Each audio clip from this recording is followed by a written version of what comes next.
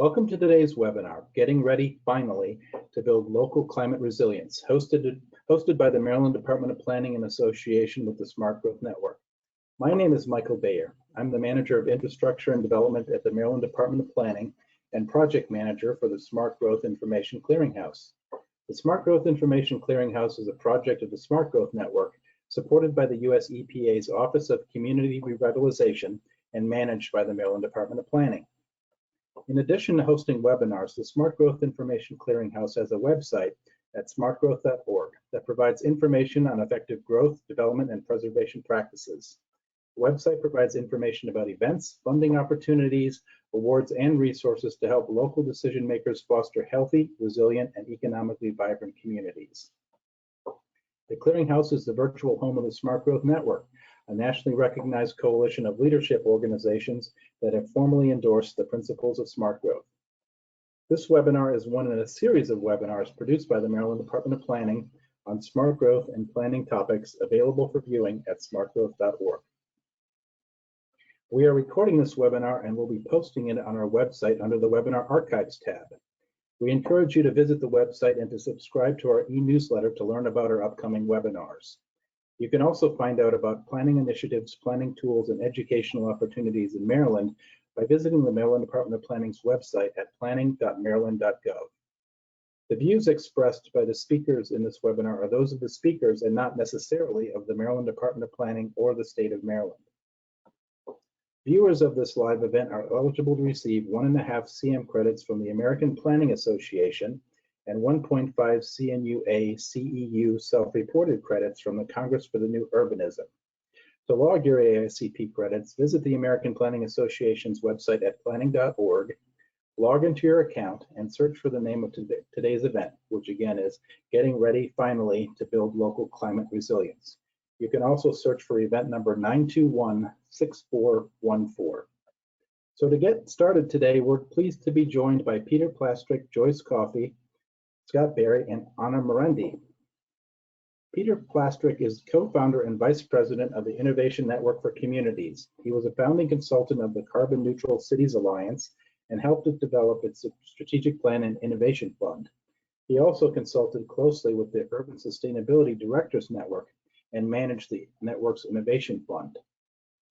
Joyce Coffee is the founder and president of Climate Resilience Consulting, a social enterprise that works with clients to create practical strategies that enhance markets and communities through adaptation to climate change. She has 25 years of leadership experience in government, private, nonprofit, philanthropic, and academic sectors, and she has worked with more than 200 institutions to create and implement climate-related resilience strategies. Scott Berry is the Director of Policy and Government Affairs at the U.S. Water Alliance, a national nonprofit organization advancing policies and programs that build a sustainable water future for all. He leads the Alliance's engagement on policy issues, heading up their Washington, D.C. office.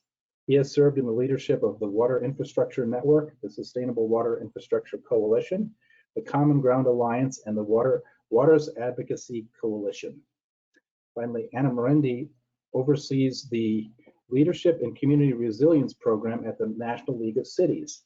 The program includes a cohort of 8 U.S. cities advancing their climate preparedness efforts. Anna is an expert resource in climate-induced migration and climate change collaboration, where she works at the intersection of climate and equity. She is currently researching ways that local communities and governments can inform federal policies to address climate migration and relocation challenges. Following their presentation, our panelists will answer as many questions as time permits. You can submit a question anytime by using the questions tool located in the control panel on the right side of your screen. With that, as we usually do, we're going to start with a poll, just asking everybody where you are coming from today. This is partly for everybody in the audience to kind of see where people are from, and also for the panelists to understand our audience. And once we have this, we will start. So if you're having any trouble responding to this, you can close the full screen mode and you should have an opportunity to respond. And I'm not seeing any response, John, so are we having an issue with it? Okay, it looks like this poll ended up being closed. So we'll go back to this question later. And with that, I'm going to go ahead and turn it over to Pete. Welcome, Pete.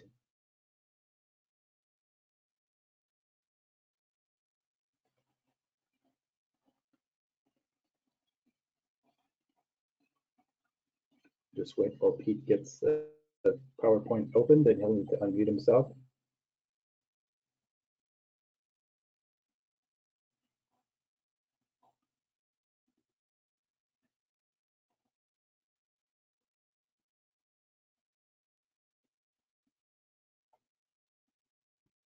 Hello, am I?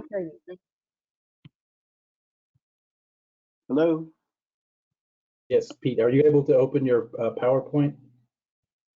It is open. You'll need to share your screen. I sent you the share. Oh, there it is. Okay. Are we good now? Yes, go ahead, Pete. Okay. So I want to thank everyone for joining us today, and especially thank the Maryland Department of Planning for putting this together and for assisting us in bringing this information to all of you. The other day, I read an article that listed things that the Biden administration was already doing in order to support increased climate resilience. And then I read an article about what the Biden administration has not yet done to increase climate resilience. And so this left me wondering, is the glass half full or is the glass half empty? Many of the items on these lists were things the federal government should have done many years ago. And the question is, where are we going now? I decided that the glass was neither half full nor half empty yet. It's not even half full yet, but it's slowly starting to get more filled. And that improvement isn't just because of the Biden administration. There are other things going on as well, but it's not happening fast enough or expansively enough yet. And it's not without its complications, both in the policies as well as in the implementation. But it is happening, and that's the main theme for our webinar today. A look at various hopeful developments that are underway. About 5 years ago, my colleagues and I started looking at what US communities were doing and were not doing to anticipate and protect themselves from climate changes. We found that very few communities had done very much, and those that had undertaken or completed planning processes were mostly stuck because A, they didn't have access to enough money to fund projects, and B, there were difficult political decisions to make, such as what to prioritize, who should pay, and what should change in the community's land use and development footprint.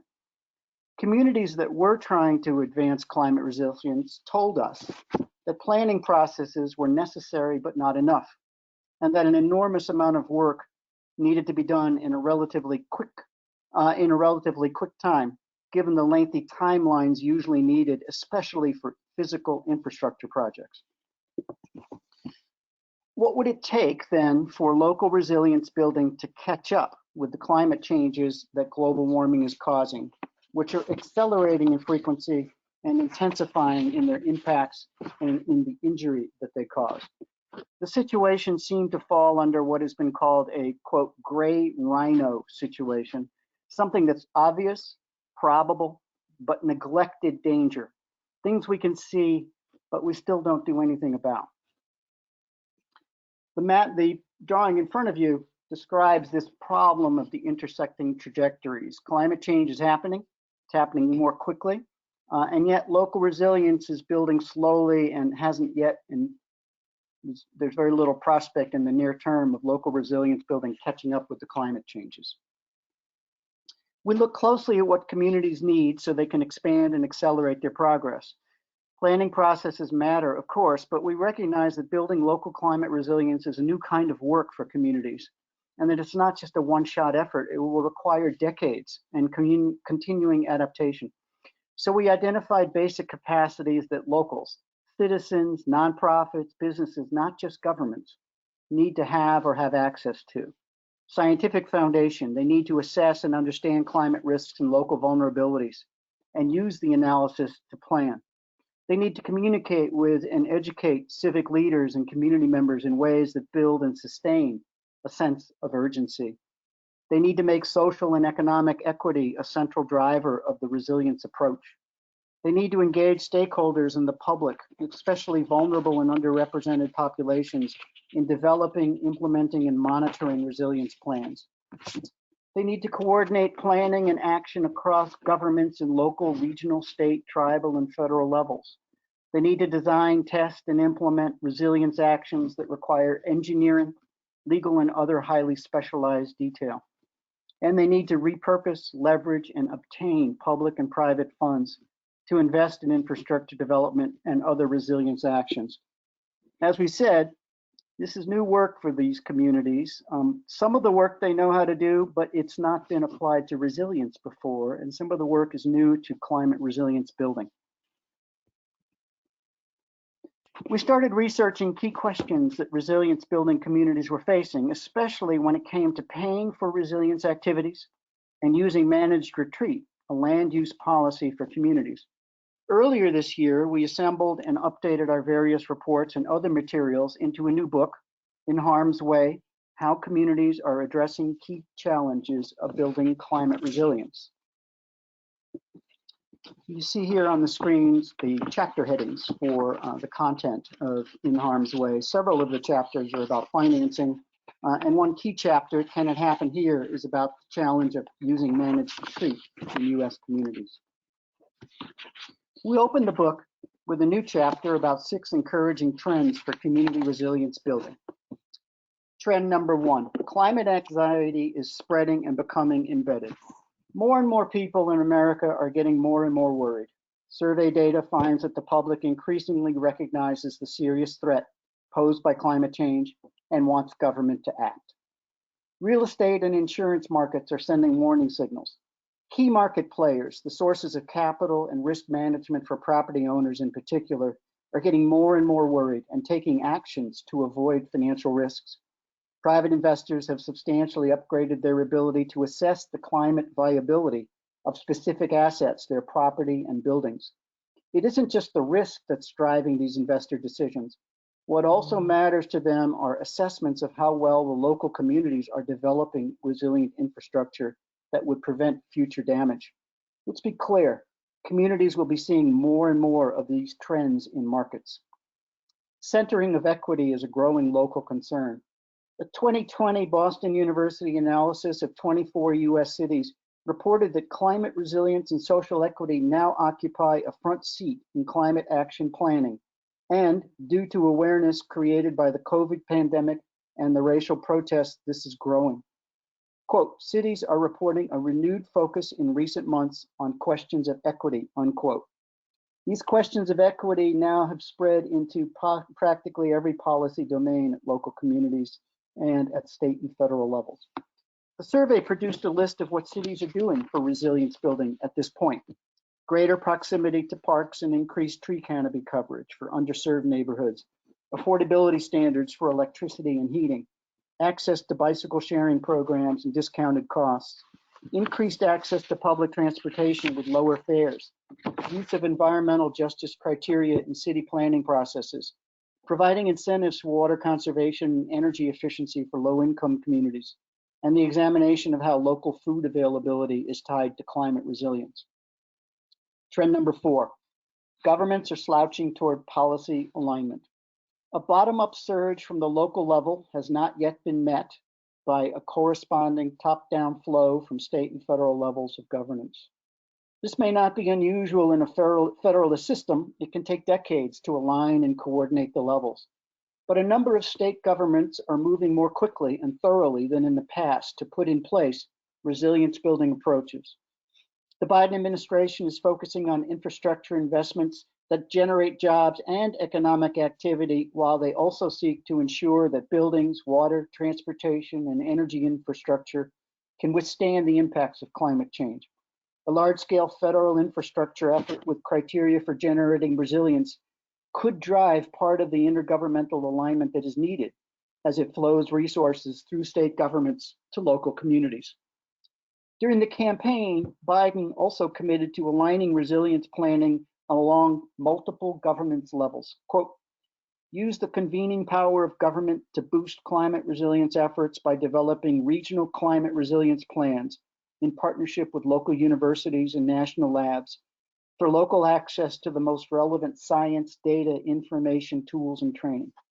If enacted, this commitment could enhance momentum that is building in some state capitals.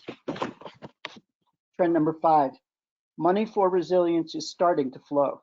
It's just a trickle of money flowing into local resilience, but it's a beginning.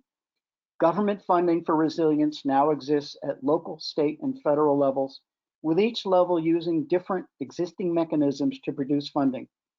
But investment in resilience ultimately needs a system of mechanisms, policies, programs, and tools that can be used for the wide range of resilience actions that communities need to undertake.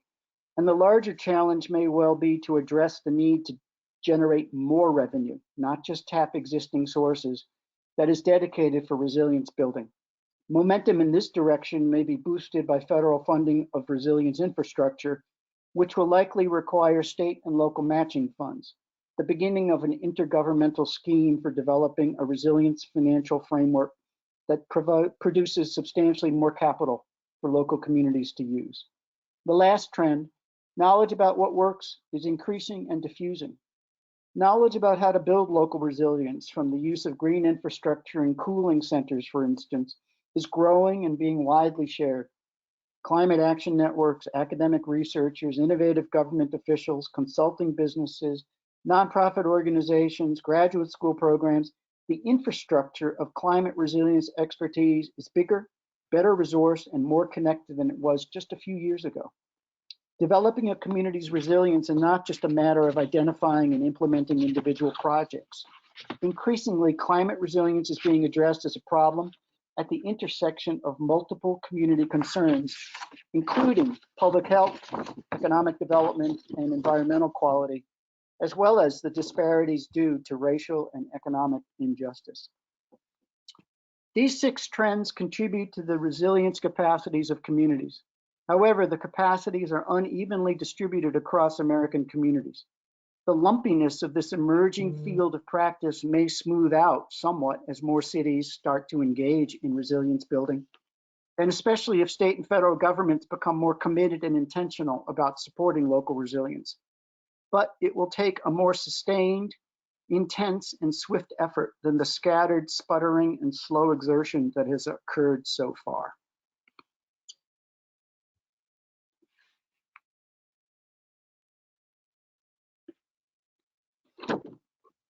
So we have a poll here for folks to respond to it. Sorry about the first one. We closed it a little bit too fast, and there's no way to reopen it once it closes. But here's one asking, what type of role do you play in developing climate resilience? And so you have 5 options you can choose from. The first one being government employee or elected official. Second one, tribal government employee or official. Third is nonprofit employee or board member. Fourth, business owner or manager, and finally, consultant or expert. So again, if you can go ahead and exit from full screen mode, you should be able to respond to this, and we'll keep it open a few more seconds. It looks like about half of the folks online have already responded. So we'll give you a couple more seconds and then share the results with the audience and with our panel today.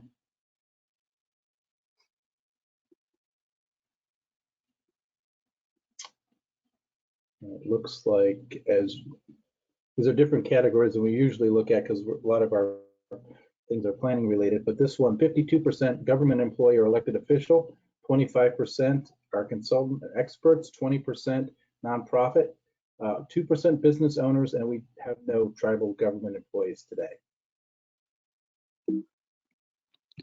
Thank you, Michael.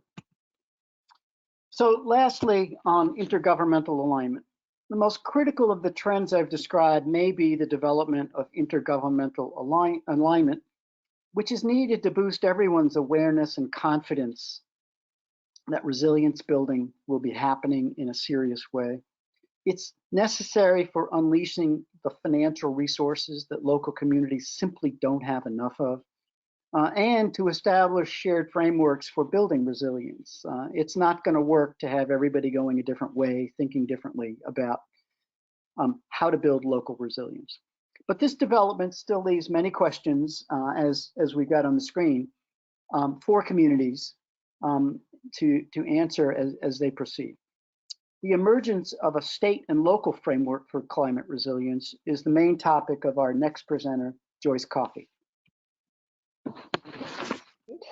Well, thank you so much, Pete. And I hope everyone is putting questions in the question area. Like any great educator, I have a few more questions than answers whenever I listen to Pete. And I do want to really call out Pete's book, In Harm's Way, which I highly recommend. I mean, I know that everyone more than ever has a lot of incoming things to listen to watch, and to read. And I found In Harm's Way really cuts through the noise and gives me so many examples and ideas, and it's beautifully written. So it's a pleasure to get educated that way.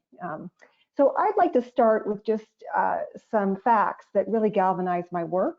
There is an incredibly incorrect direction that we are headed with resilience and disaster recovery, and that is that our communities are becoming less equitable as we do more disaster recovery. So the estimated increase in white-black wealth gap is growing in cities after a natural disaster. So we really need to do a much better job of investing in climate resilience for America's communities. And next slide, please. I know that on the phone we have leaders of every stripe that can help to do that. And I encourage you, as you listen to my remarks today, to be thinking about how any one of the tactics that I'm describing could actually be used to mainstream more equitable solutions. So last year, with support from the Summit Foundation and in partnership with Innovation Network for Communities, my firm had the pleasure and honor of working on another report called How State Governments Can Help Communities Invest in Climate Resilience. And this is, in fact, included in Pete's book, In Harm's Way. There are 6 strategies, and the first is providing basic services for local resilience and resilience strengthening. Now, I won't be going into detail on every one of these tactics, and the examples that I'm sharing, I'm going to do so in brief, but you can find more information about these examples in either the report or the book. So, for instance, in some states, and I'm now on the providing basic services for local resilience strengthening, like New Jersey and Virginia. Pete, you can advance to the next slide. We are already seeing a delivery of climate data, relying on partnerships with public universities. And frankly, a lot of these data that the state is providing are at the community scale, but are not specific to particular properties or other assets or systems. So they aren't quite as actionable as might be needed for those of us on the phone who deal at the parcel scale. But still, it's very important that states are providing this really valuable resource of data. Some states are also providing information about particular social risks due to climate change, such as California's county level data and Louisiana's Strategic Adaptation for Future Environments, or LA SAFE, which has an emphasis on parish level housing, transportation, jobs, and economic development. And then there's others like Maine, who have been developing an analysis of the cost of doing nothing to build resilience, which can highlight the financial value of costs saved by investing in resilience. So on to the next slide. Another tactic that we believe states really need to do is to increase their own financial resources for resilience investment. And you may be asking, but how? I mean, what, are we going to find money in the couch cushions? But it turns out that states are being very innovative. For instance, Florida has a Resilient Florida program under the STORM, S-T-O-R-M, Trust Fund and Grant Program that enables bonding at the local level. Massachusetts has authorized a measure to borrow $2.4 billion for investments in climate adaptation, including $75 million that's dedicated to communities for preparedness planning grants. And the enabling legislation is still in the works. In New York, there's a surcharge on customers' energy bills to pay for clean energy communities programs, which certifies climate smart communities and provides grants for up to $250,000 for a wide range of local actions. The energy sector is another potential target. For instance, California is investing in resilience with funds obtained from the carbon pricing market. It uses these funds to reduce carbon emissions. And in 2019, the state's cap and trade auction generated more than $2 billion that was appropriated by the legislature for these sorts of investments. And a couple other quick ones. Georgia has an Outdoor Stewardship Act, which became effective in July of 2019 after the Georgia General Assembly's House bill amending the state's constitution passed, with 83% of Georgia residents giving the amendment their support. And the act dedicates a portion of existing sales and use taxes on sporting goods to support clean water and land acquisition projects. So what's another tactic? Well, on to the next slide. We also see a real drive to supporting the development of local pipelines of ready-to-go projects for climate resilience. And to be frank, this is still not an area of strength for state governments, and it is an area of deep, deep need for local government. So I see a lot of white space here to be filled by the many experts on the line. For instance, though, states can enhance the FEMA hazard mitigation planning process to include resilience outcomes. For instance, Massachusetts has developed a hazard mitigation and climate adaptation plan that builds on the FEMA planning process and includes this resilience piece. Of course, we also have some very well-known competitions like the Rebuild by Design competition that came after Hurricane Sandy to elements of the East Coast. But even better, because it's in the business of pre-recovery or resilience, the Bay Area Resilient by Design competition is another example. So on to another set of enablers that we really want the state to put forward. We suggest that state government can enable local funding for implementing public infrastructure projects. Now here we have Maryland that just last year adopted legislation, which is actually really important for other states to take note of.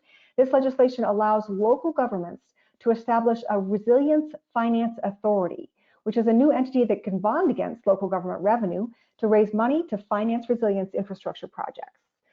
We also have in 2020, Virginia creating the Virginia Community Flood Preparedness Fund, which is a low interest revolving loan and grant fund to help local governments adapt to coastal and inland flooding. And we have Ohio working with the US EPA to allow its revolving loan fund to finance the protection and restoration of streams and wetlands. And it's a non-point source solution that boosts natural system resilience. So there's many more of these, and we're really pleased to see so many states stepping up. So then what about leveraging private investment in local resilience? This often seems to be the holy grail, a question I get asked all the time. How do we get more private sector money flowing into resilience? Well, from the perspective of how state government can help set this up, I think we see some really important moves in Rhode Island, which has amended its building code to require the development in coastal areas be at least 1 foot above flood level, so they're using regulation. But also in Rhode Island, they have an extraordinarily leading infrastructure bank, which is expediting resilience projects throughout the state. California legislature, another example, is requiring the state's Building Standards Commission to consider ways to reduce the heat island effect in new construction, which is really huge. Every single state in the nation needs to be asking more about extreme heat, which is the largest climate killer. So it's important that we all look to California and what they've done and try to replicate it elsewhere.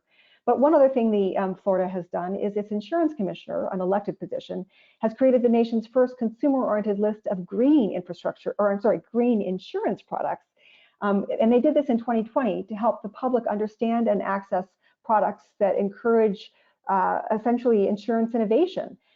So this would be along commercial, homeowner, and auto lines. It's called the Climate Smart Insurance Products Database. So check it out. And then as we wrap here, I mean, I think it's no surprise that we really do need to continue to expand and accelerate federal funding to pre-disaster local action. And, you know, if you Google it, as Pete said, there's lots of articles out there about what the Biden administration is or is not doing for climate adaptation and resilience. A couple most recently on Triple Pundit that give a list of 7 things that have gone right in this administration.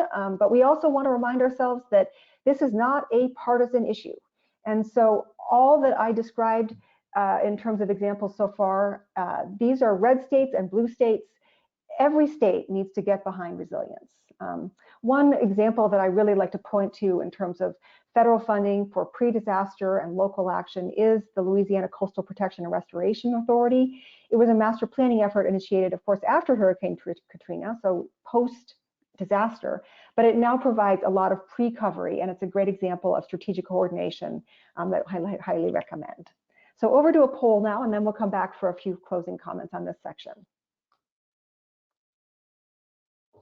Okay, next poll here is, what is the relationship between state government and communities in your state for building climate resilience. You select one of these 5. First one, state wants to preempt local government climate action. 2, state wants to direct communities to do resilience planning. 3, state doesn't want to mandate local planning for resilience. 4, state will not mandate or support communities for resilience. Finally, the state approach is still emerging, hard to tell what it will be. So thanks again to everybody responding to this. We'll leave this open for a little bit.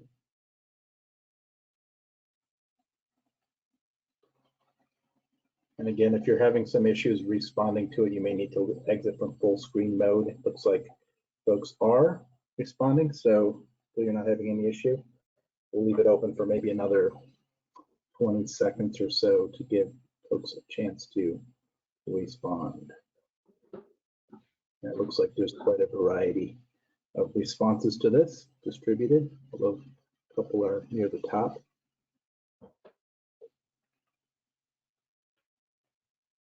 So we have 45% the state approach is still emerging, hard to tell what it'll be. 31% state wants to direct communities to do the resilience planning. 11% state doesn't want to mandate local planning. And then 7% for state wants to preempt local government climate action, and state will not mandate or support communities for resilience. Wow.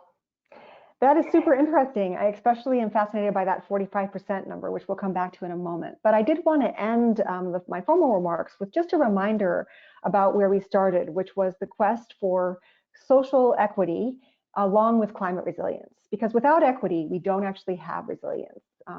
There are ways to include equity as part of state resilience planning. And the most important way is to ask ourselves the question, how could anything that I'm working on right now be about building equity? Because if we ask that question, we'll find that assets that might frequently have gone towards just everybody doing resilience can now be actually targeted to social equity solutions. So here are a few on this slide. For instance, providing technical support and planning resources to less resourced local governments to develop resilience project ideas into fundable concepts, offering state resources for inclusive community engagement in local resilience planning, adopting grant and loan guidelines that require local governments to engage lower resource neighborhoods in resilience project decision making, and establishing targeted universalism guidelines. That is actually targeting specific communities for grant and loan allocations based on states' risk data or based on community need versus based upon how polished their application is. And then, of course, preventing housing displacement, because housing is at the core of inequity. So states can require loan and grant recipients to anticipate and mitigate lower resource community displacement pressures. So my last slide is just a set of resources for all of you. Those of you who took the poll, I encourage you to go to this website, /state resilience, because we actually have some interesting survey data. Pete and I carried out a survey of 31 states last year, and you saw that a lot of the examples that I gave were for 2020. We're noting a huge uptick in the percentage of states that are getting their act together around creating a resilience plan. And the U.S. Climate Alliance, who is a huge leader in resilience at the state level, is seeing the same amongst their members. Every day it seems, or maybe I'll say every week, there's a new resource for state governments, and I strongly encourage you to take a look at the www.stateresilience.org resource, which is specific to flooding and was just launched last week by the American Flood Coalition and some partners, including the Pew Charitable Trust, the Urban Institute, Enterprise Community Partners, and others. So last slide here. I just want to say thank you all so much. It's a huge pleasure to work on these really crucial issues with all of you. And we're very proud and honored to say that the EPA selected us yesterday to be a 4-year contractor for disaster resilient communities. So we're looking forward to working with some of you over time to increase the resilience that all of your citizens can benefit from. Now, over to you, Scott. Great, thanks, Joyce. To start out, I want to thank the organizers for the event, for the invite here. It's great to be here, and I'm really excited to share some of the Alliance's work on climate resilience, equity, and some federal policy. And I just want to note that water policy and climate policy are so intimately related. It's like when most people experience climate stress, they experience it as water stress, you know, from more frequent intense storms and flooding to deeper and longer droughts and sea level rise. And I think Pete once said that in many ways, water policy and funding can be the canary in the coal mine to help signal what is going on or coming next in local climate funding. But first, if you're not familiar with us, I see the Alliance slide is up. The U.S. Water Alliance is a national organization that's sort of dedicated to securing a sustainable water future for all. And we bring together water providers and elected officials, environmental organizations, community stakeholders, philanthropic organizations, sort of the whole works to align diverse interests for common ground solutions to our nation's most pressing water challenges by educating the nation on the true value of water and the need for investment in its infrastructure, by accelerating the adoption of One Water management strategies through a program of things like dialogues and papers and policy development, and also really celebrating what works and drives innovation in the water sector by highlighting One Water champions. Next slide. Sort of central to our work is the concept of water equity. We think about it at the Alliance as it refers to just and fair inclusion, but water equity really occurs when all communities have access to safe, clean, and affordable drinking water and wastewater services. They have a role in decision-making processes that are related to water management in their communities, and they share in the economic, social, and environmental benefits of water systems, and really are resilient in the face of floods, droughts, and other climate risks. And this third pillar that's perhaps most relevant to what I'm covering today. And we know that low-income folks and communities of color are more vulnerable to things like droughts and fires and floods and other climate impacts. And they're also more likely to live in risk areas due to historic housing discrimination and gentrification problems. So low-income folks often don't have the resources to prepare for or recover from disasters or even recurring smaller events such as like nuisance flooding. And every step of stormwater management, from planning to funding to implementation, should prioritize the needs for vulnerable people. So this matters because climate change is a threat multiplier, and water is, as I said, the primary medium through which impacts are felt. And the nation's first flooding assessment found that flooding is our most common, costly, and deadly disaster in the US. And localized flooding has increased by at least 300% in recent years. And more than 10% of the US population, something like 30 million residents, live in designated 100-year or 500-year flood zones. But we also know that flooding doesn't just occur in these, and occurs in many places outside of those zones as well. But the raw reality is that racial and economic discrimination has left some communities at higher risk for climate impacts with fewer resources to deal with things like floods and reeling from the aftermath of cascading events and traumas. And even despite all this, a study of climate adaptation plans across the country found that just a handful, maybe a few, really included equity as the primary goal. Next slide.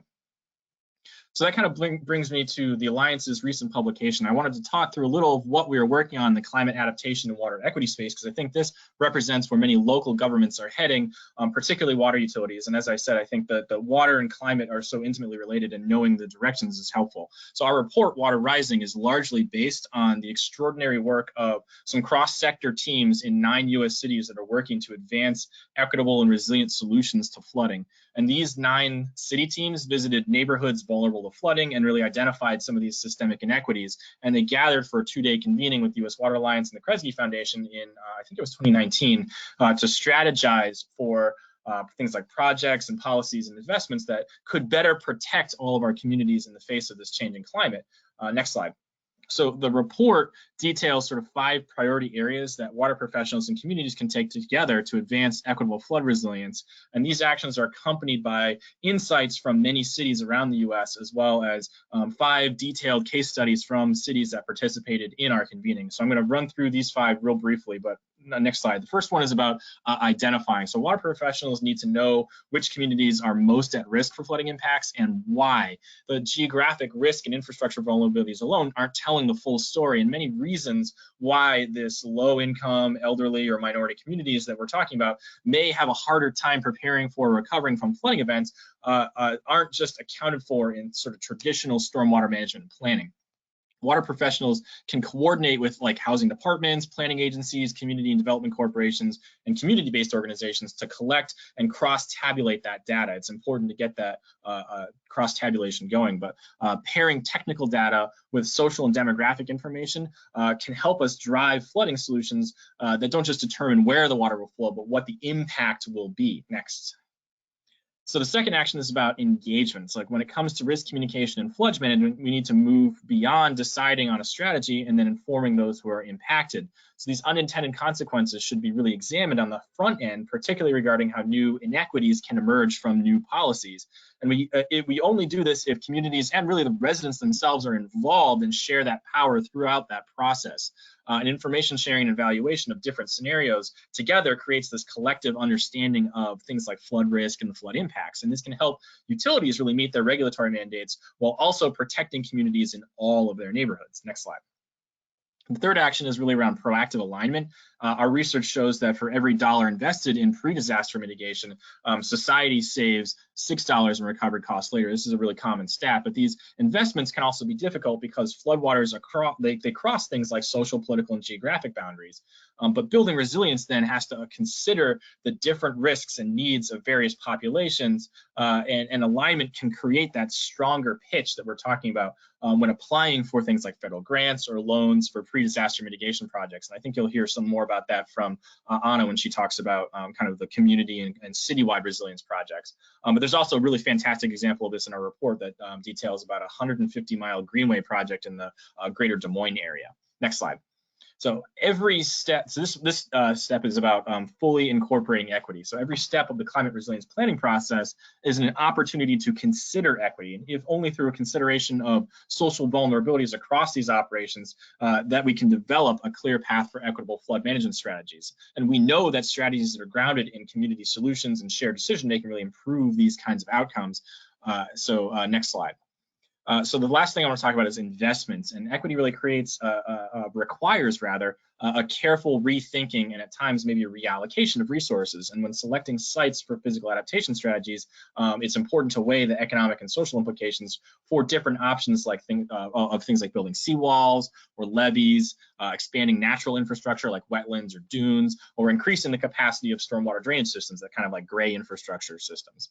And creating targeted funds for equity and setting benchmarks for spending that helps include vulnerable communities and flood adaptation will help also include them in mitigation strategies. Next slide.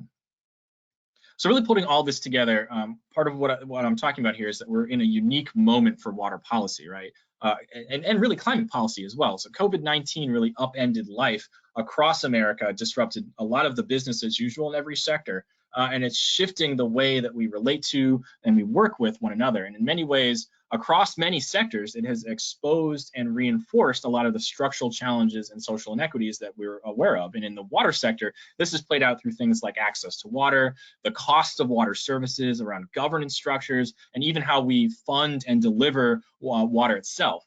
And utilities have faced a tremendous disruption in their services and significant financial losses without the kinds of financial help that other sectors like airports and transit have gotten to weather the worst effects of the pandemic. And our best estimates put the losses at around something like $20 billion for water and wastewater utilities. We just don't really have a good sense of what that's going to end up with yet. Water debts have also grown tremendously during COVID, and those are projected to be somewhere around $8 billion just in the last, over the course of the pandemic. But we don't have great data on how big across the country the problem really is. We do know that people that were already in the hole are getting deeper, and we know that folks that have never had trouble paying their water bills and have never been on state or federal assistance rolls before, they are struggling. And the communities that are served by smaller and rural utilities are hit even harder, and these lower capacity utilities operate on even smaller margins, and in many places were already in crisis before the pandemic. And even before the pandemic, there was a growing investment gap in water infrastructure. According to a joint report by the American Society of Civil Engineers and the Alliance's Value of Water campaign, in 2019, that gap was $81 billion and growing. And if that current trend continues, the projection for that gap will increase to $136 billion over the next 20 years, which collectively that means over the next 20 years, we will have spent $2.2 trillion less than we need to just to keep pace, not even counting things about like preparing those things for future pandemics, future shocks, or future climate conditions, just keeping pace. And we have this unique opportunity in how we respond and recover from this COVID-19 crisis, and we can take this moment of deep disruption and turn it into a source of lasting transformation in how we view and value and manage our nation's water systems. Next slide. But the good news is we're seeing a lot of light at the end of the tunnel, right? So we've got COVID cases, hospitalizations, deaths in the US. They're all falling sharply at the same time that vaccinations are started ramping up. They're really getting going. And we've got a new president, we've got a new Congress, and things that never would have been on the table politically a year ago are very much on the table now. Dollar amounts that would have been laughable a year ago are on the table now. And there's a willingness both on the part of policymakers and the general public to support an active government role in shaping, driving, and really funding these recovery efforts. Some of the largest assistance packages in history have passed in the last 8 to 12 months, and more could be coming, right? The largest infrastructure package I've seen in my career as an infrastructure advocate was proposed by President Biden just a few months ago, including $111 billion for water, focusing on 3 different areas. It's $45 billion for complete lead service line removal, $56 billion for utility modernization, and that's a really broad category, but that's a good approach. I'll get to that in just a second. And $10 billion for PFAS remediation. That's per and polyfluoroalkyl substances. So it's one of those sort of emerging contaminants, if you're not familiar. And that $10 billion also includes things like rural water. And really smartly, I think, the Biden folks didn't separate out, like here's the infrastructure bucket and here's our climate bucket in this proposal. I think a lot of the climate stuff is baked into the process of things like that sort of broad utility modernization category. And I think that makes it much harder for folks like congressional Republicans to say, well, we like the infrastructure stuff, but not the climate stuff. And it's harder to leave something on the cutting room floor if it's really baked into a lot of these different pieces. And speaking of Congress, I think Congress is similarly moving ahead. The Republican counterproposal to the president's American Jobs Plan, his infrastructure framework, also included a really healthy provision of water infrastructure money, although, to be fair, it was not anywhere near the president's in terms of size. But we continue to enjoy this bipartisan support. And maybe perhaps most telling is the fact that the first big infrastructure legislation out of the gate in the Senate was a $35 billion piece of water legislation. And it's also impressive that you get unanimous support in committee for a bill that includes everything from, funding program reauthorization to climate resilient grants explicitly, and even a low-income water bill assistance pilot program. And it garners that a bill like that also garners a bipartisan vote of 89 to 2 on the Senate floor is tremendously telling. I think there's a lot of opportunity to focus the question on local climate resilience funding through water funding in what's left to do, which is this sort of large infrastructure package that's kind of hanging out there. I think it's already in the works. The House will be unveiling pieces of it in the near future. And Speaker Pelosi has said that she wants to get something passed before the 4th of July. So the House is really moving fast on this, and there's a really healthy appetite for going big, going broad, and including lots of different things as infrastructure, and specifically and explicitly including things like climate resilience for local governments. And I'm really glad that Joyce talked about the number of states that are looking to get their act together on climate, and that number is rising. I think you've got a lot of potential for putting this money that could be coming to good use, particularly as folks are doing that thinking now. And again, as Joyce reminded us, this isn't and doesn't have to be a partisan issue. But I think time is going to tell what, if anything, comes out of this really unique and particular moment for water, for climate, and kind of in policy in DC. But with that, I'm going to turn it over to Anna to round us out on what NLC is working on. All right, thank you so much, Scott. And thank you, Pete, Joyce, Scott. I feel like I just learned so much in the last half hour. So thanks everybody. I'm super humbled to close out this panel and hopefully share with you some insights into the world of the small and medium-sized city. Next slide. So just a little background on National League of Cities for folks who may not be familiar with us. It's an organization that's been around for nearly 100 years, and many of the state leagues, which are our affiliates, are over 100 years old. And next slide, we provide resources and technical assistance for our members who are in fact local elected leaders in over 20,000 cities, towns, and villages across the US. And we also have a lobbying arm that advocates on behalf of members and their interests, members being cities and their local elected officials. Next slide.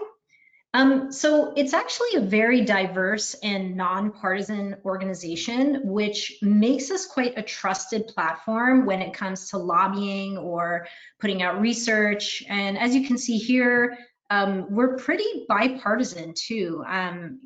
There's sort of a real equal amount of folks on both sides and in the middle.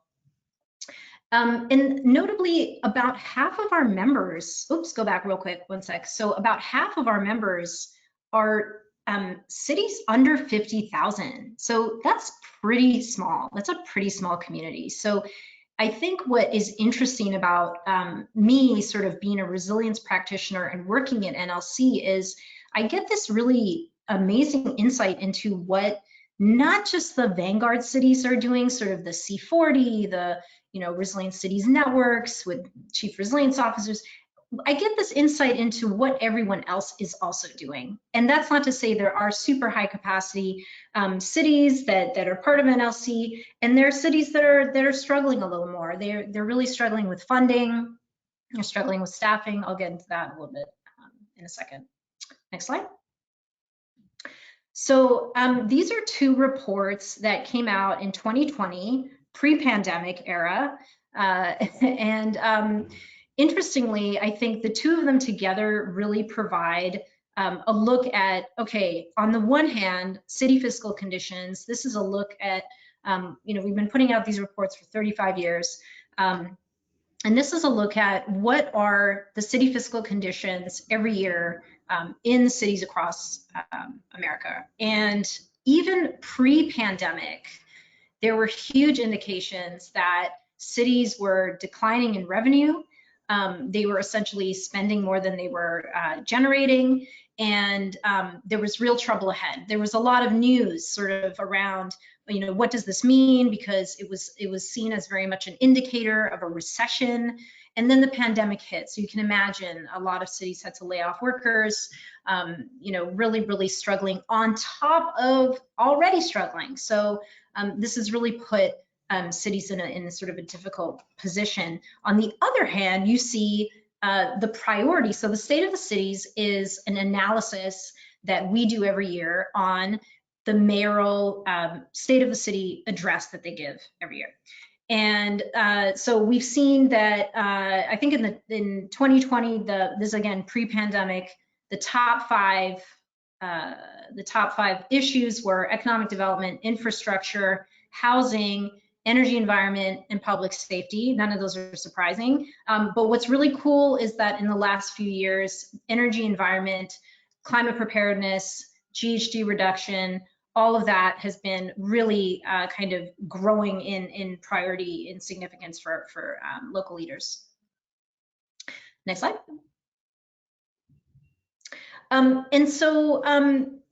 So I also oversee this Community and Resilience Grant Program, which every year grants 8 cities with $10,000 and a ton of TLC, aka technical assistance. And so as you can see in the last 4 years here, from 2017 to 2020, quite a wide variety of city size, regional diversity. Next slide. And here we can see 2021 cohort, fantastic cohort, 8 cities. 2 of them are actually regional efforts, which we're really proud to support. So Portsmouth and Arlington are actually regional. We've got Dubuque and Cedar Rapids. Those 2, I don't know how we ended up with 2 in Iowa. I think they're both amazing. And so we just, we said, hey, why not? We've got 2 out west, Spokane and Flagstaff, and Alton, Texas, and Raleigh, North Carolina. And just to give you a snapshot on what these cities are working on, next slide.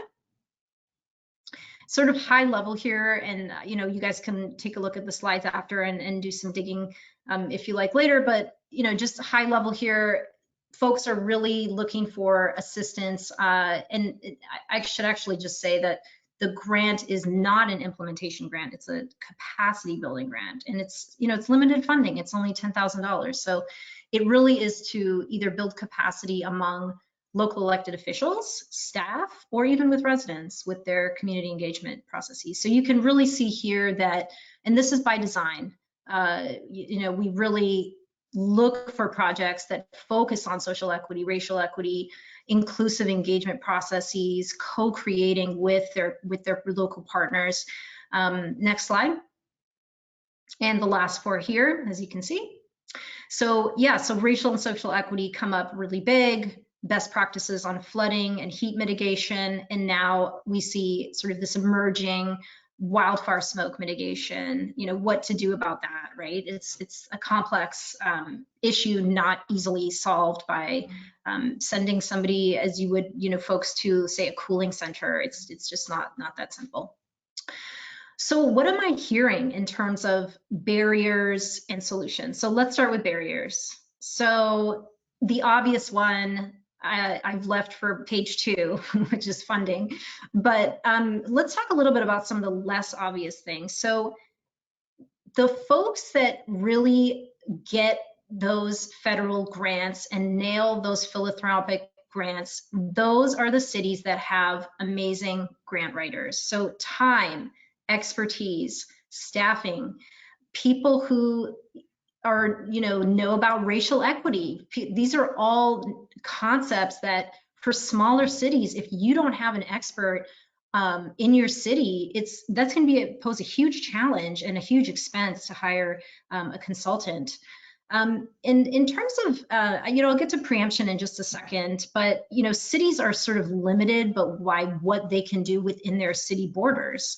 And regional collaboration is a great solution to that, but of course that poses challenges and can be difficult. And then plans. Oh my goodness, everybody's got a plan for everything, right? Hazard mitigation plans, vulnerability plans, climate action, climate resilience. Where do you start? Where do you end? Where does it end? Too many plans. A lot of these plans are sitting on shelves. I'm not saying don't plan. I'm just saying when you're, be methodical about what the city is doing collectively. And that, next slide. That really feeds into one of the solutions that I'll point out in just a second. So funding, obviously, but preemption is something I want to bring up because it's starting to get a little bit of traction in the news now, and I think Joyce covered some wonderful work in states that are very supportive of climate action. But on the other hand, we find states that are very, I don't want to call any of them out, but there's states that are very antagonistic towards their cities and towards efforts around, banning fracking, banning plastics, around public transportation, even creating funding mechanisms that Joyce mentioned, such as a small climate tax to raise funds for stormwater management, or if there's a ton of tourism and there's sort of resource depletion, a small tourist fee or tax. Cities are not, some cities in some states, again, I can't call too many, point too many fingers here, but use your imagination. They are not being allowed to do this, and it's a huge problem. Next slide. So let's talk about solutions. These are some, obviously these are not all. You folks are the champions. You guys are the ones in the trenches. I work at National League of Cities. I hear your stories. It's my job to tell these stories. And so here is some of what we are hearing. So social resilience, this is a much less expensive form of investment in resilience than, say, a massive infrastructure project, which is not to say that that is not critically important. But as we have seen, infrastructure inevitably often fails. And when that happens, when you have communities that have strong social ties, you have neighbors checking in on each other, you have folks that know exactly where to go to get their phones charged, they know exactly where to go, that is so hugely important. And that is a huge determining factor in who survives and who thrives post-disaster. So we were talking a lot about equity.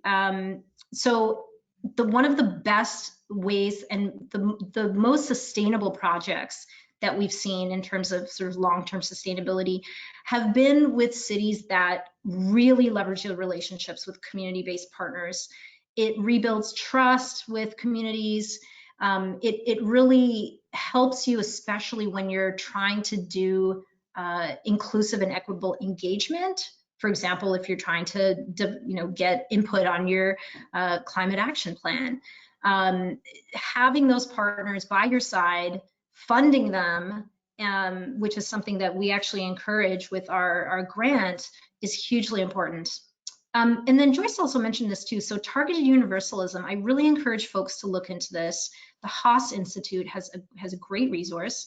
And so funny enough, what I'm hearing from some cities is, hey, so we are actually doing racial equity so well that we're getting a backlash from certain communities. So white communities may say, oh, hey, why are you doing this presentation in Cantonese with those folks over there? Why aren't you coming and talking to us? And so understanding why and how the language around targeted universalism can really bring communities together and sort of quell those fires. I think it's true. If you do it really well, you may see sort of some resentment from other communities that say, hey, why aren't you doing your work here?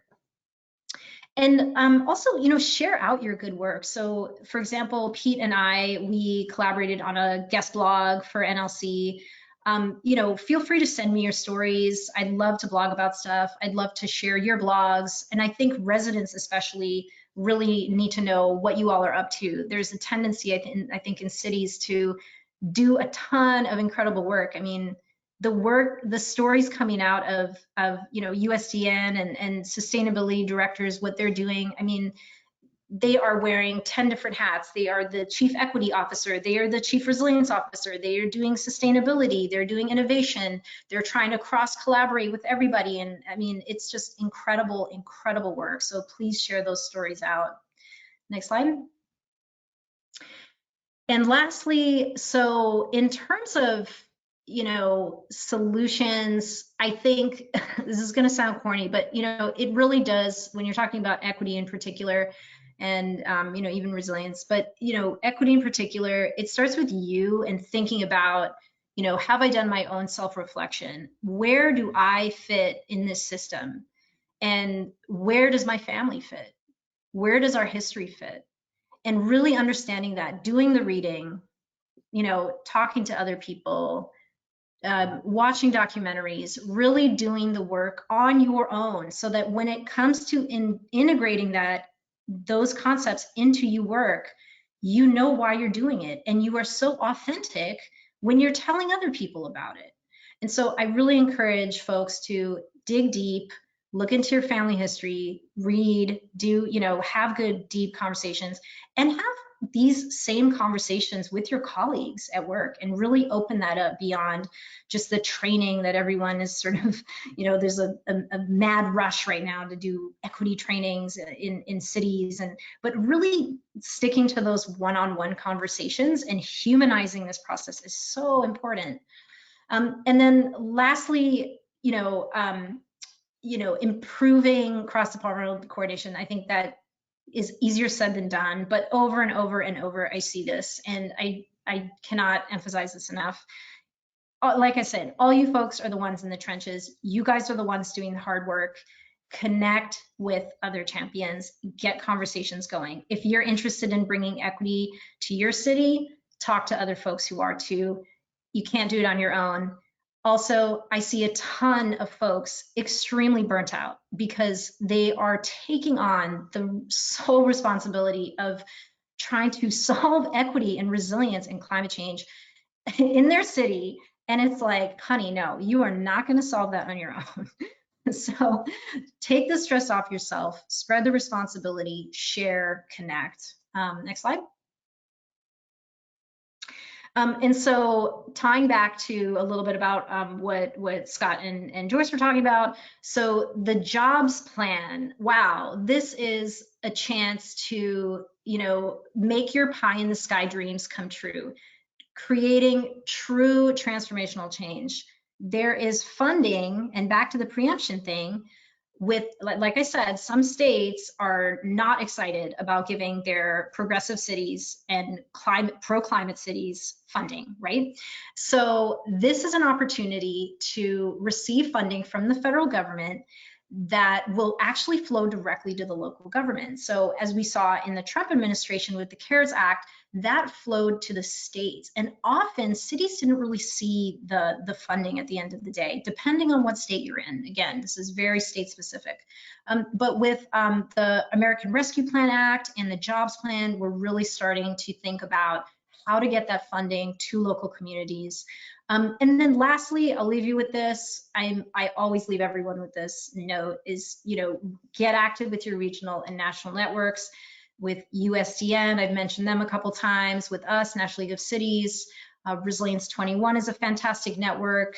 RNPN, the Resilient Nation Partnership Network, it's fantastic, sort of interscalar between feds, state, and local, and nonprofits. It's a really, really great network. And of course, the American Society of Adaptation Professionals, fantastic network to get involved with. And that's all I've got. And I think we're going to go to questions now. So, oh, one more page. So these are links to all of our organizations. Yes. And great. Yeah, thanks, Anna. So before we go into the Q&A portion, when we ask the panelists to put their cameras on, we're going to launch a couple of polls that we didn't get to earlier.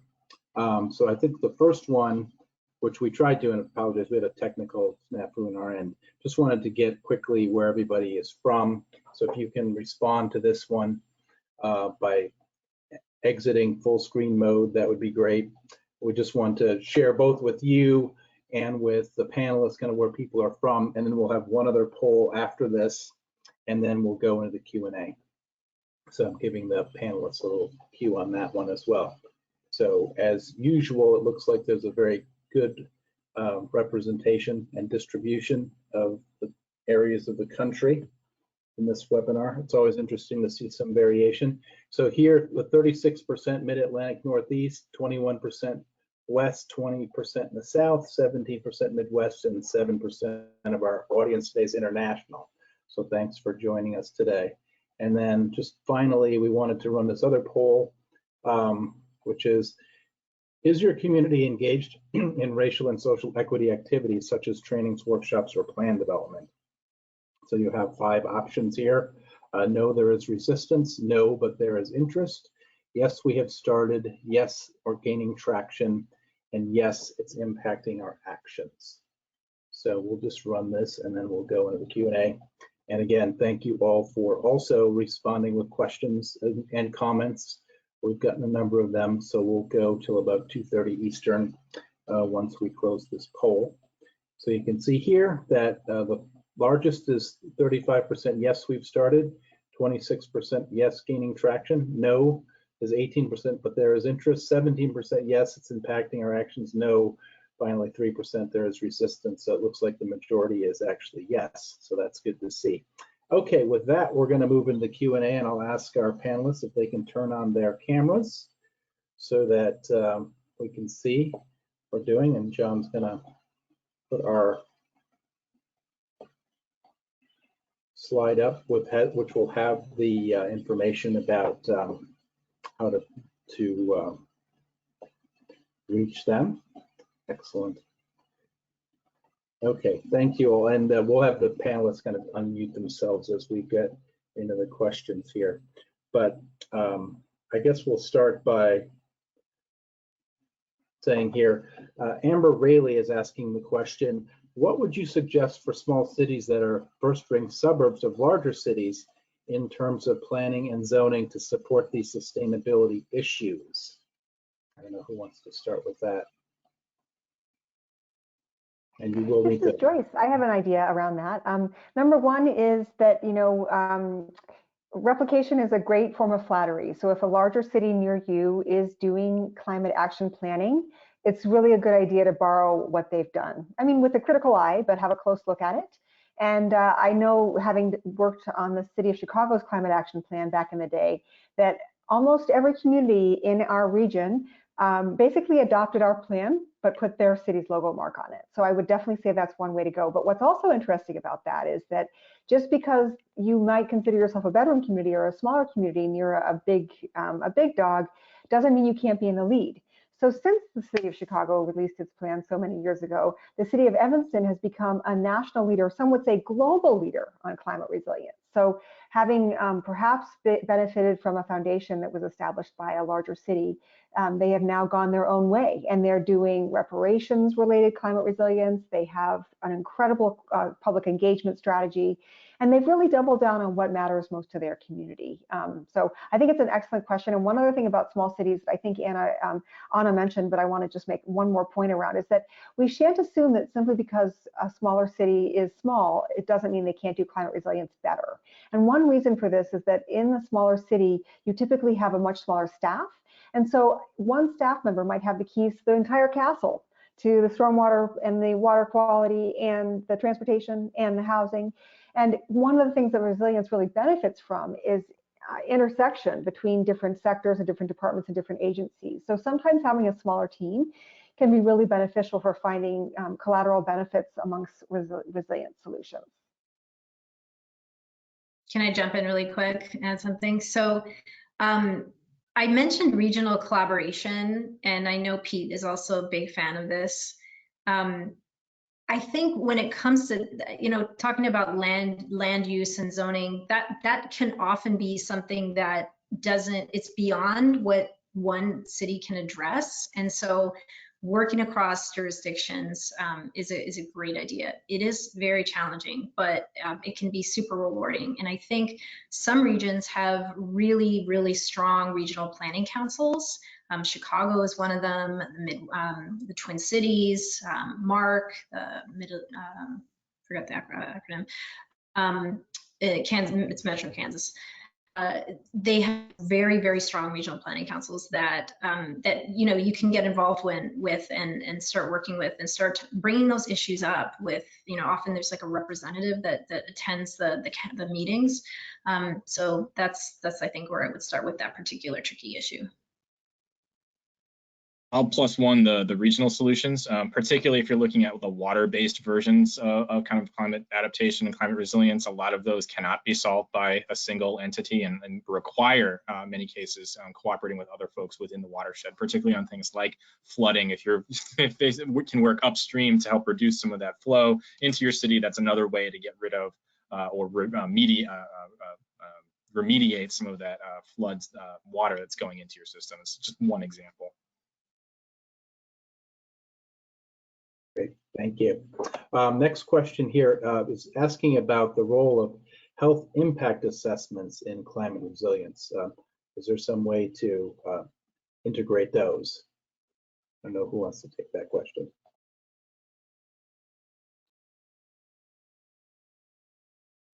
Well, I have an idea on that, but I believe also, it relates to so many things that people have mentioned. So one thing I want to just mention is that climate hazards, almost every one of them has a direct implication for health. So urban heat has an implication for instance, anything that has to do with breathing, and especially for outdoor workers or vulnerable communities. You've got to figure out your urban heat or you're going to have morbidity and mortality due to extreme heat growing every year. Obviously waterborne diseases are a bigger deal when we have less rain when we don't need it and more when we do. And I'm sorry, I think I just said those wrong. And one of the really important things about water, of course, is that when it gets into your house, it creates mold. And mold is another extraordinarily big disaster for public health. So just taking these two as an example, heat and flooding, I would say that one of the most important ways that the climate resilience community and sector can serve itself is to lead with public health. Because when we do that, we actually embrace the first order needs of our community members, our families. And when we do that, we also therefore are able to help to prioritize, why does climate resilience even matter? Well, it matters because my son won't be in the emergency room with an asthma attack because we have 3 days above 90 degrees in Chicago or whatever. So I think that there's a lot of reason to make sure that health is the first principle in your climate resilience strategy, and to assess the hazards that your community faces from the perspective of public health in order to find those solutions that serve today and tomorrow's needs. I want to underscore the point that Joyce made.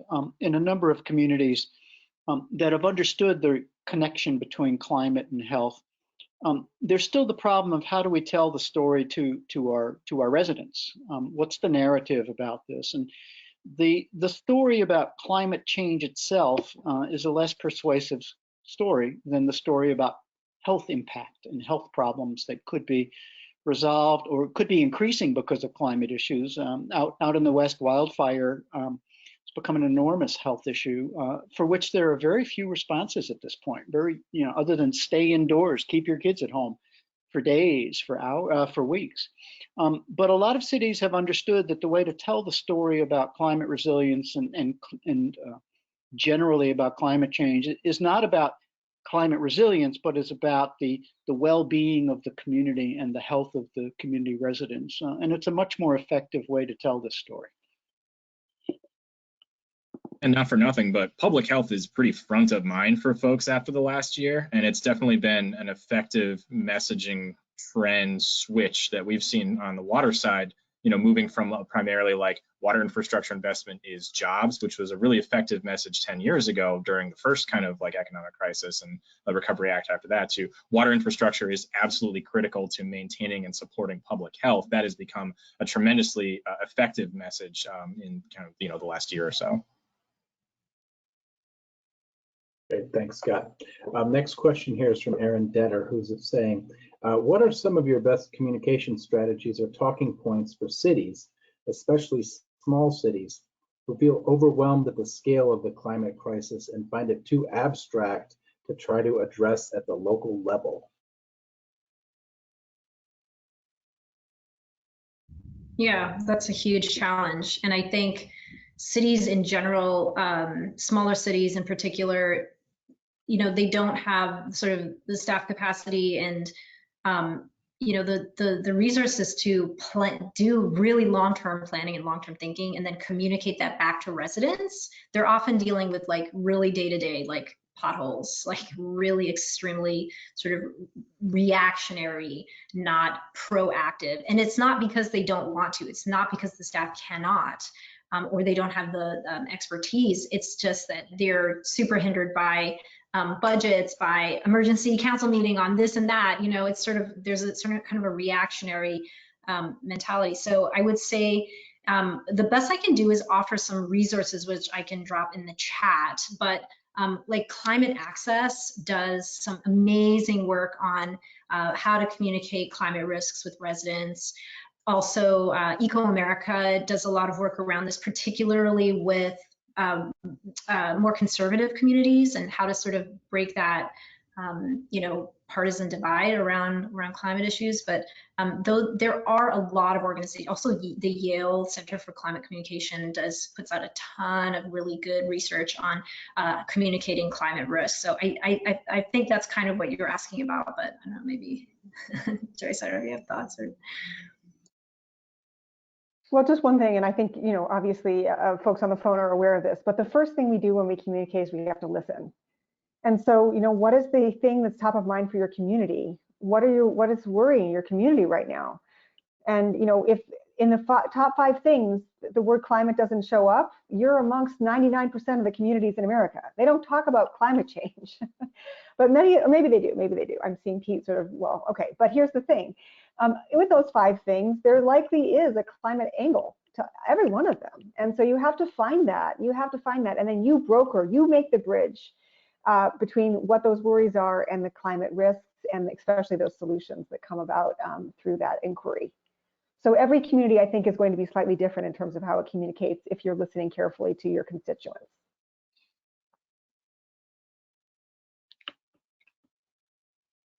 Great.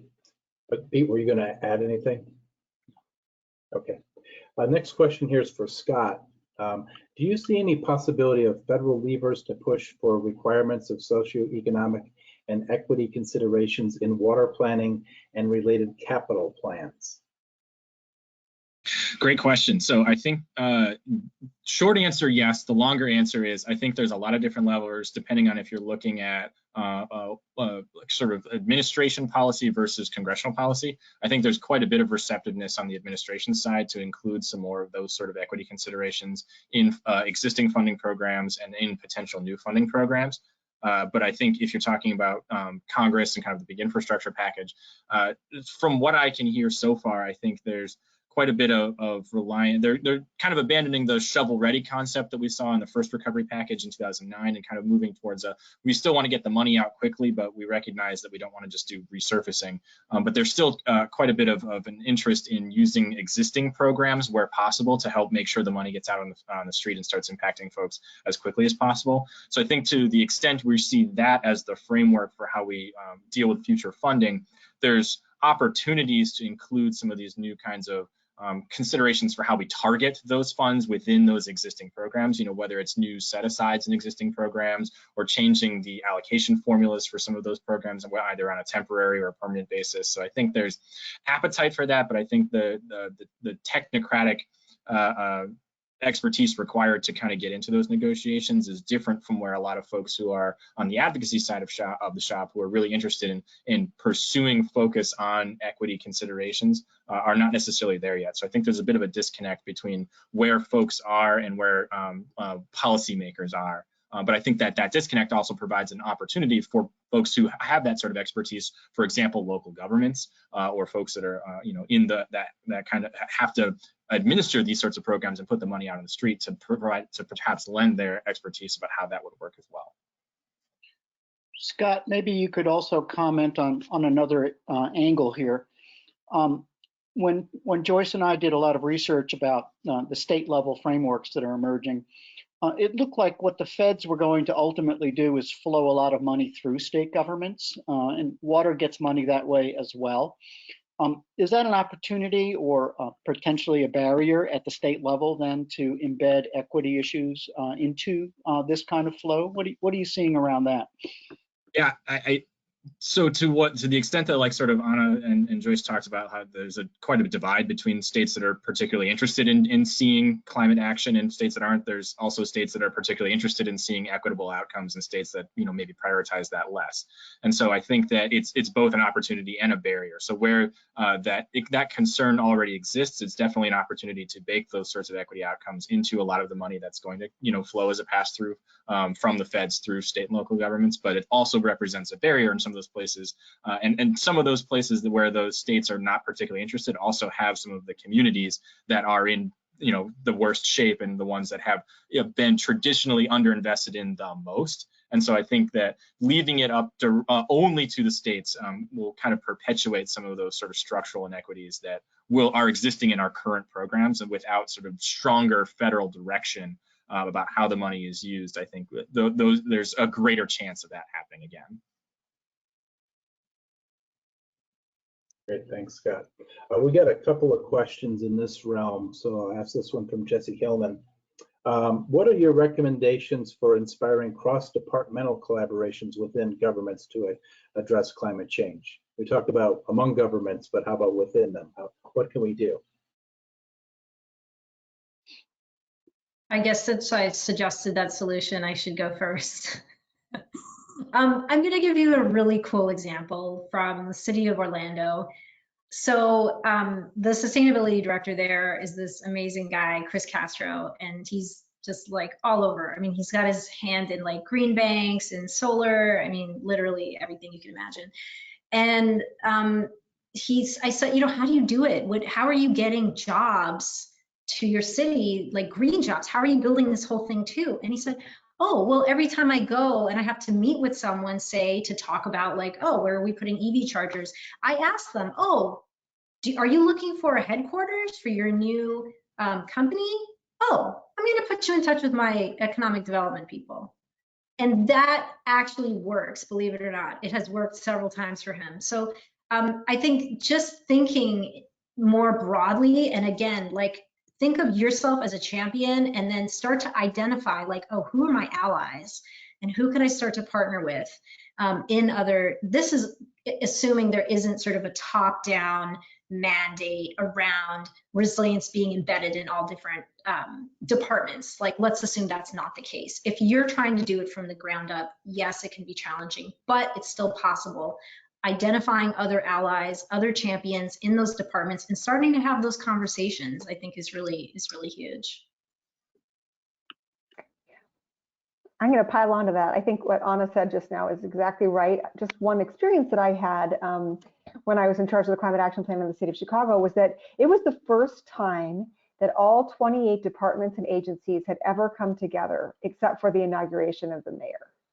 So the sustainability issue is an incredible unifier. And of course, it can also be a divider, right? But it's really interesting and important to think of it in those terms. Of course, COVID makes a different world altogether, because very likely the government has been coming together within most departments for the last many months, trying to figure out the crisis from the perspective of saving lives and getting business back to work.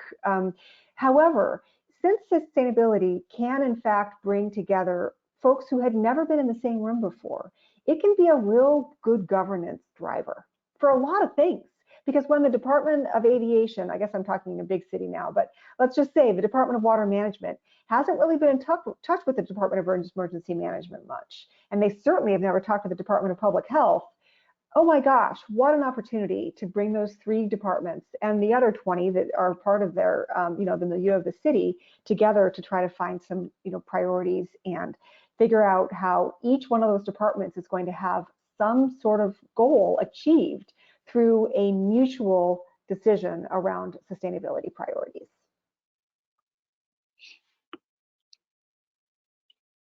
Great, thanks, Joyce. Next question here is from John Lambie, who's asking, what resources are available to local NGOs to pick up this work where state and local government is politically hamstrung?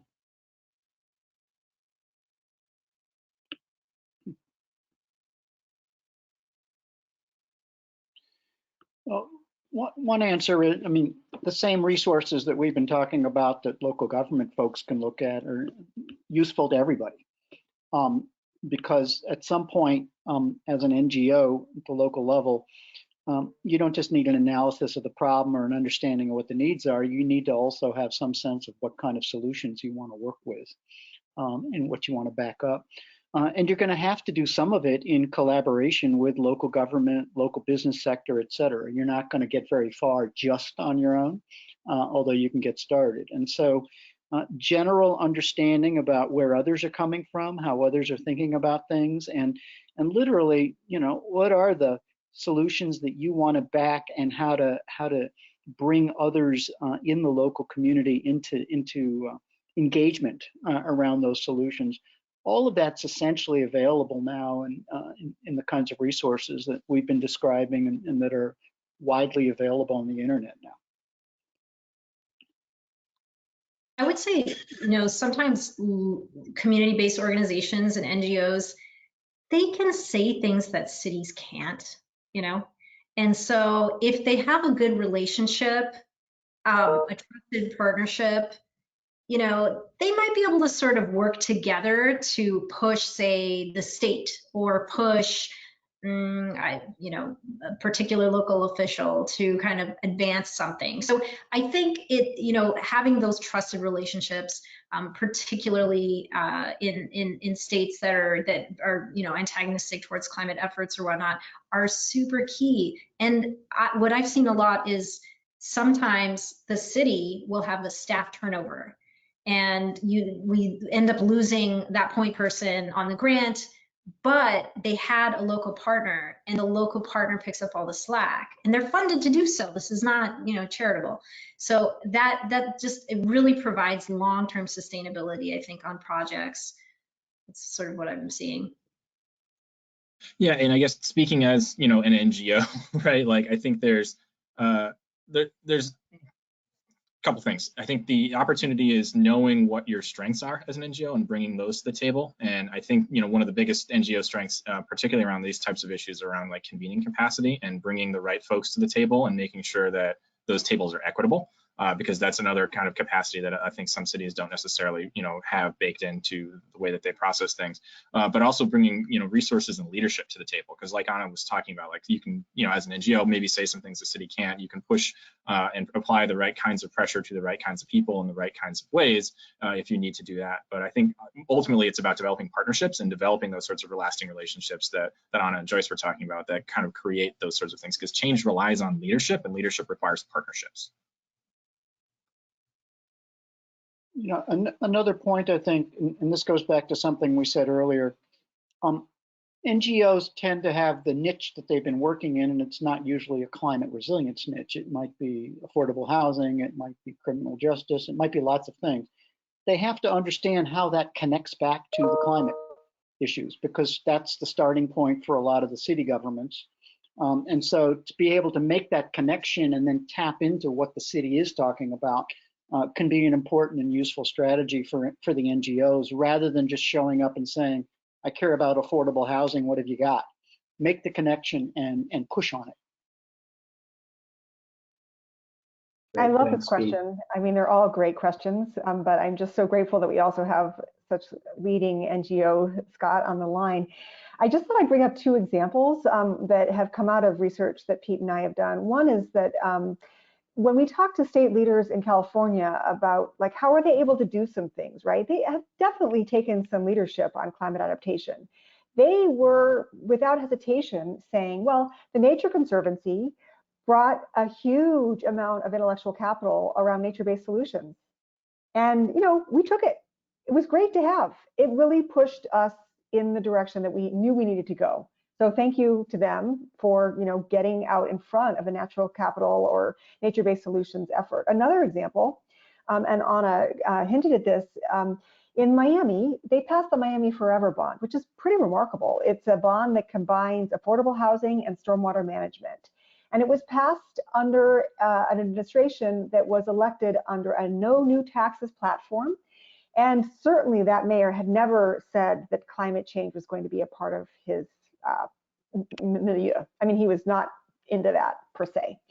And how did that work? Well, Catalyst Miami is a very proactive grassroots nonprofit, and they provided a ton of constituent support for the general obligation bond measure. And of course, the mayor was aware, gosh, it would be so nice to have some money for affordable housing and stormwater management. But wasn't it wonderful that there was a nonprofit that was willing to do it? And one last thing I want to say is that, you know, Scott's pointing out what an incredibly important role NGOs play in partnership with government. And I think he would also say that they can play an extraordinarily important role with corporate sector. Just coming back to the Nature Conservancy as one example, although there are many others, TNC and Willis Towers Watson are doing all sorts of really innovative stuff, looking at how insurance could be part of the resilience solution set. And, you know, that's a risky area.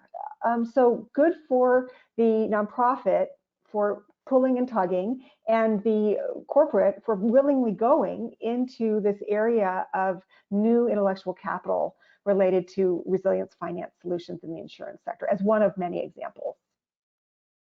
Well said. Great, thanks, Joyce. So as we're getting kind of close to, we're actually at 2:30 now, one last question, and then we'll have everybody kind of give us some closing thoughts. So here's one from Crystal Jackson, who's saying, we, a regional commission, recently assisted with a climate resilience plan that was a joint effort between a small private college and the small city in which it is located. They are now moving into the implementation phase. Are there opportunities for funding to assist with the implementation of the plan?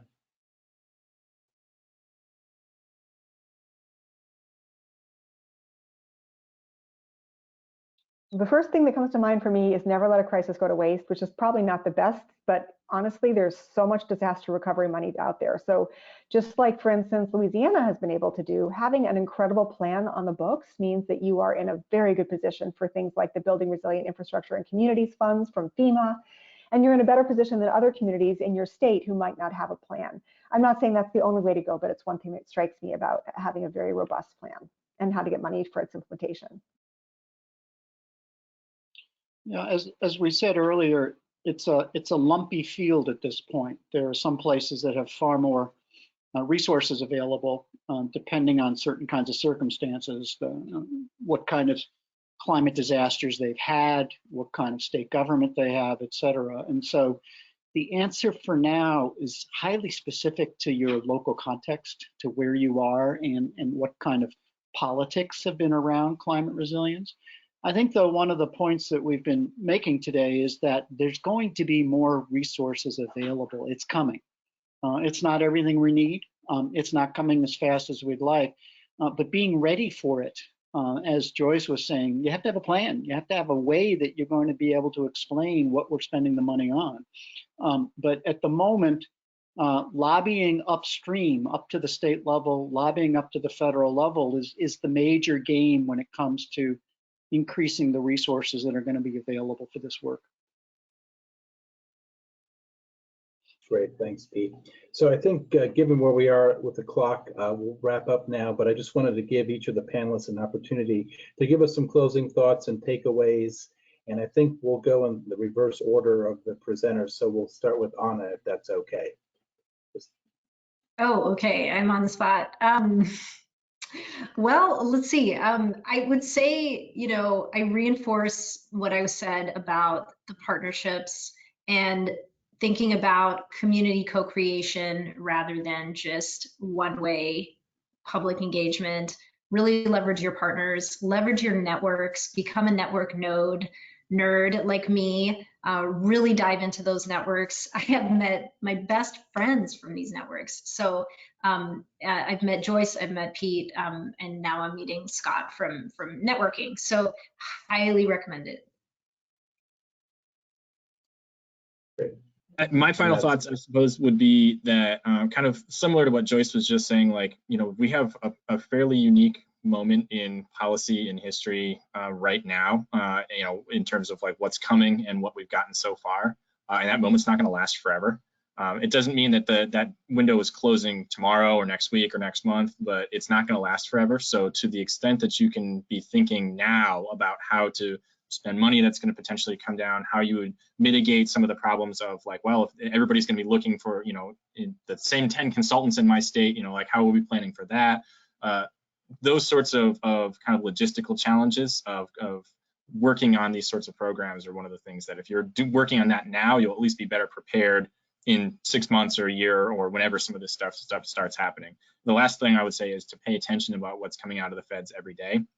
Like I said, there were tremendous, huge assistance packages that were passed over the last 6 months, and they're still writing the regulations for how some of that money is able to be spent now. And even just like in the last week or so, we've started to figure out how like the broad-based kinds of things that money can be used for.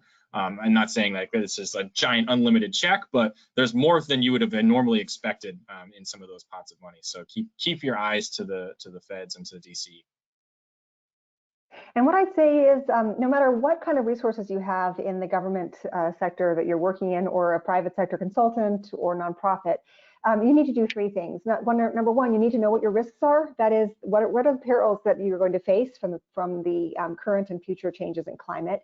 Number two, you need to know where your vulnerable communities are and what's making them vulnerable, and especially those things that relate to racial inequity, given the historic injustices that have been wrought in the United States by white privilege. And number three, then, you need to take your capital improvement budget and you need to ask the question, is every dollar in this budget going to address those risks that I mentioned and to decrease those inequities that I mentioned? Because if you do that, then number four, even without a plan, you will have actually begun to create climate resilience in your communities. So I really wish you all good luck in this extraordinarily important and hard effort that is underway. So for the last word, I'd like to focus back on equity. When we did the polling today, something like 40% of the audience was with local or state governments. And then when we polled about what are you doing on diversity, inclusion, and equity, nearly 80% of you said, we're doing something, we're moving on this. If we had done that poll 10 years ago when cities, communities were just starting to look at what adaptation, it was called adaptation back then, looked like, it would not have been 80% of us saying we're working on equity as well. It just wouldn't have been. So there's an important moment that's happening right now that has holistically blown out what we mean when we say resilience. Call it social resilience, call it racial equity. This is a really important development that you have to carry. It's not going to happen just because the federal government says make this happen. It's really a ultimately local question with a sort of larger structure around it. And so what I would argue there is the interest in equity is critical. It's not going to be easy. We don't have a real roadmap or a menu yet, but this is a place where you can take a stand really on what kind of shape the society is going to have, even as you work on climate resilience. So stick with it. Thank you.